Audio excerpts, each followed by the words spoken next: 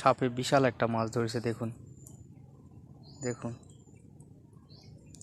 সাপে কত বড় একটা বিশাল মাছ ধরেছে। এই যে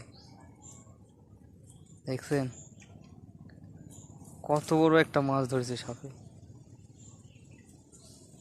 এই যে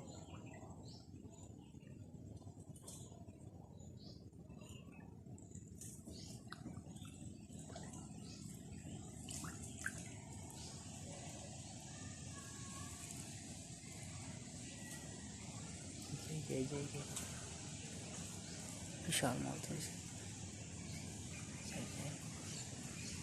ভিতরে ঢুকছে জঙ্গলের ভিতরে।